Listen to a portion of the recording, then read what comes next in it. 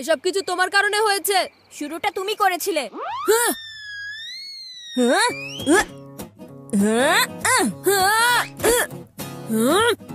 এসব কিছু তোমার কারণে হয়েছে ভাইয়া।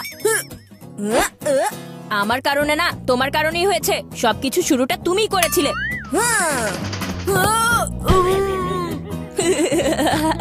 মিথ্যাবাদী কোথাকার, তোমার মতো ভাইয়ের চাইতে তো শত্রু থাকা ভালো।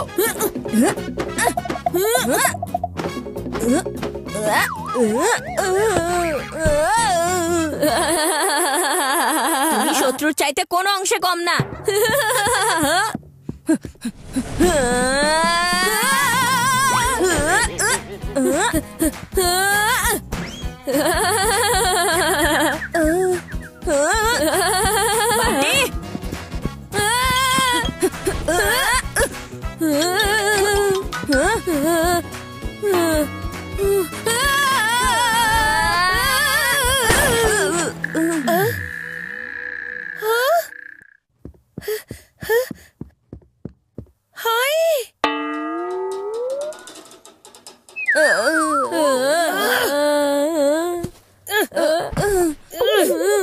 তোমরা দুজন মিলে এটা কি করেছো?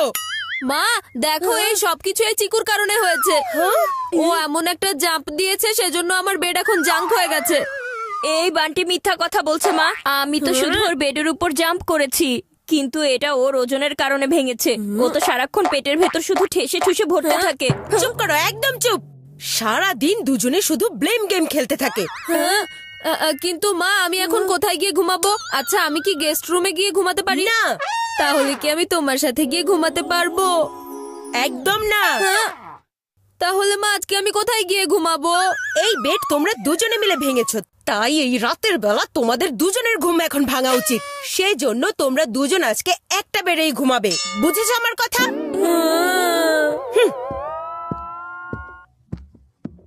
তোমার সাথে একসাথে বসে খাবার খেতে পারি না, আর একটা বেডের ওপর কিভাবে একসাথে ঘুমাবো? এসব আমাকে বলে লাভ নেই। আমাকে সকালে জলদি উঠতে হবে, সেজন্য আমি ঘুমাতে যাচ্ছি। আমাকেও এই বেডে ঘুমাতে হবে, শুধু নিজেরটা দেখছো। আর শোনো, আমার বেড রাইট সাইডে আছে, সেজন্য আমার রাইট সাইডে ঘুমানোর অভ্যাস। আর তুমিও শুনে নাও, আমি হচ্ছি রাইট হ্যান্ড ব্যাটসম্যান, আর সেজন্য আমারও রাইট সাইডে ঘুমানোর অভ্যাস আছে। দেখো, আমি তো এখানে শুয়ে পড়েছি, তুমি বুঝে নাও তুমি কোথায় ঘুমাতে চাও। আর আমার তো খুব ঘুম পাচ্ছে। ওস্তাদের সাথে ওস্তাদি এত সহজে পারবে না।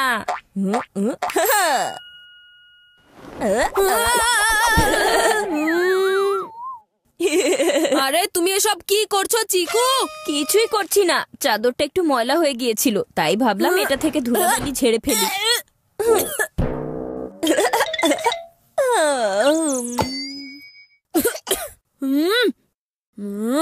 চোখের ভেতর ধুলাবালি দেওয়া ছাড়া তুমি আর কি করতে পারো? হ্যাঁ,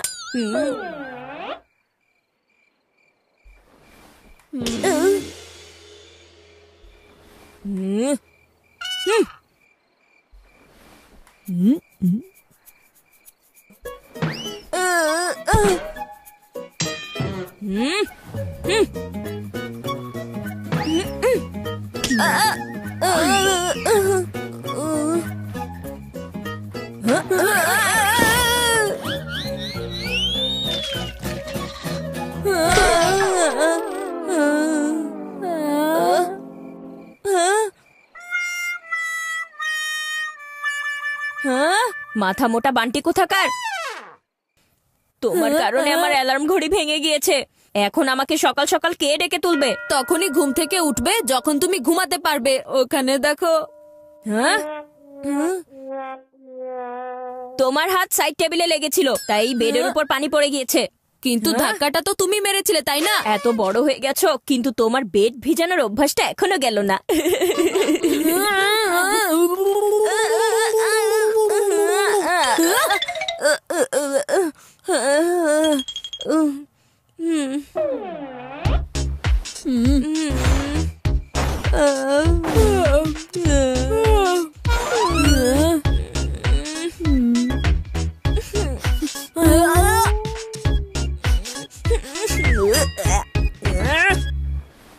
আরে বান্টি, তোমার পা থেকে দুর্গন্ধ আসছে।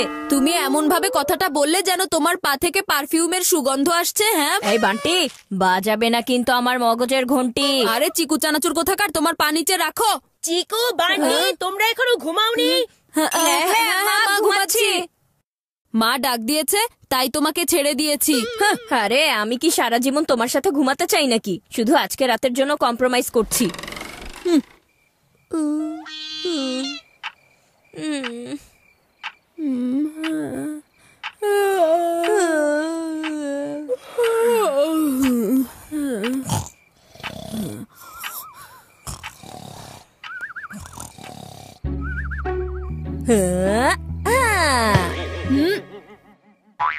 আরে তুমি এসব কি করছো মিস্টার চিকু চানাচুর? এটা তো ফুটবল না, আমার ফেস। যদি আর একবার এমন করো তাহলে। কোনো আওয়াজ ছাড়া ঘন্টি, আমি ইচ্ছে করে এটা করিনি। আর শোনো, আমি হচ্ছে ক্রিকেটার, ফুটবলার না, বুঝেছো? আমাকে বোঝাতে এসেছে।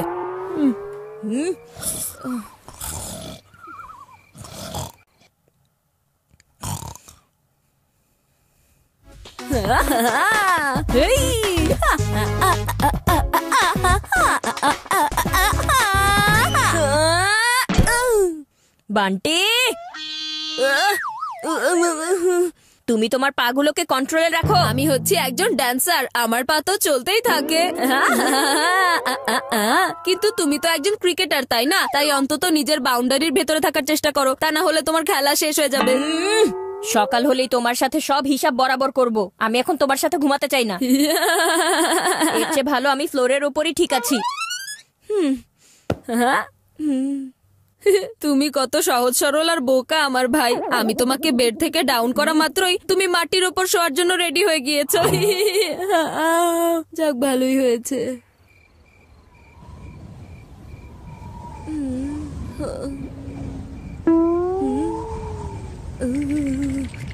আরে এই ফ্লোর তো কোনো ডান্স ফ্লোরের মতো হট না, বরং অনেক অনেক বেশি কোল্ড হয়ে আছে। আমি আবার ঠান্ডায় জমে বরফ না হয়ে যাই। এর চেয়ে ভালো হবে আমি আজকে ঘুমাবোই না।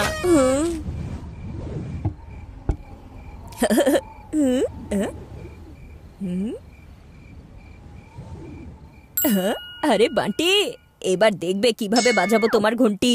আজকে না আমি ঘুমাবো আর না তোমাকে ঘুমাতে দিব। শহর থেকে অনেক দূরে একটা গ্রাম আছে, সেখানে একটা ভুতুড়ে দরজা ছিল। আর সেই বন্ধ দরজার ওপারে কি ছিল এটা কেউ জানতো না। যে ওই দরজা দিয়ে ভেতরে যেত সে আর কখনোই ফিরে আসতে পারতো না। সেদিন চাঁদনি রাত ছিল, চাঁদনি রাত। আরে এসব তুমি কি করছো? তখন ঘুমাতে দিচ্ছিলে না আর এখন নিজেই ভয় দেখাচ্ছো। আচ্ছা চিকু, তুমি তো ভালো করেই জানো আমি ভূতকে কতটা ভয় পাই। তোমার যদি ভয় করে সেটা তোমার প্রবলেম, কিন্তু আমার তো এখন একদমই ঘুম পাচ্ছে না। আর তাই টাইম পাস করার জন্য আমি তো সারা রাত ধরে এই হরর কাহিনী পড়বো।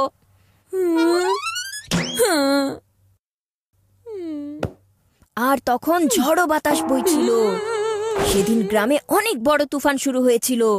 দেখো চিকু, তুমি যদি আমাকে এভাবেই ভয় দেখাতে থাকো তাহলে আমি এই রুম থেকে বাইরে চলে যাব। বাবু সোনা, তোমাকে কে আটকে রেখেছে বলো?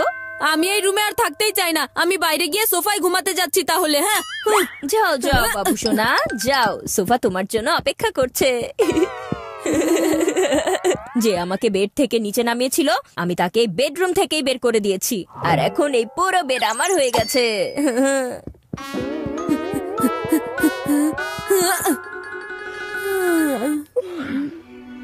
ঝড়ো বাতাসকে উপেক্ষা করে একটা অবুঝ বাচ্চা ছেলে সেই বন্ধ দরজাটার দিকে এগিয়ে যাচ্ছিল। রাতঘাট অনেক শুনশান ছিল, তার আশেপাশে মানুষ কেন, কোনো পশু পাখিও ছিল না। আর ছেলেটা ঠিক করে জানতোই না ওই ভুতুড়ে দরজাটার ভেতর দিয়ে একবার যে চলে গেছে সে আর কখনো ফিরতে পারে না। ও হাঁটছিল তো হাঁটছিলই, এরপর হঠাৎ করে ওর কাঁধের ওপর কে যেন হাত রাখে। না, আমাকে ছেড়ে দাও, আমাকে ছেড়ে দাও, ছেড়ে দাও আমাকে। এত গভীর রাতে আমি এটা কেন পড়তে গেলাম? আরে চিকু, তুমিও ঠিক বান্টির মতো এই দরজা দিয়ে বাইরে বের হয়ে যাও, তা না হলেই ভুতুড়ে দরজা তোমার পিছু ছাড়বে না।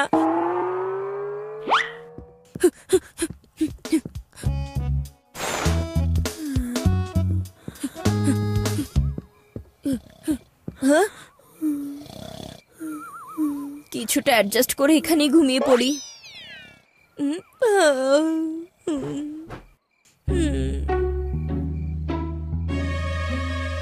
মেঘা, একবার গিয়ে দেখে আসো তো তোমার আদরের চিকু আর বান্টি কি করে, এখনো ওরা ঘুমিয়েছে কিনা। আমার ওদের বিষয় নিয়ে কোনো মাথা ব্যথা নেই। ওদেরকে হাঁটতে বললে দৌড়াতে থাকে, মাঝে মাঝে একজন আরেকজনের মাথা ফাটাতে থাকে, আর দুজন মিলে তো বেডও ভেঙে ফেলেছে। ওহো, তুমি একটু শান্ত হও মেঘা, একটু শান্ত হয়ে যাও।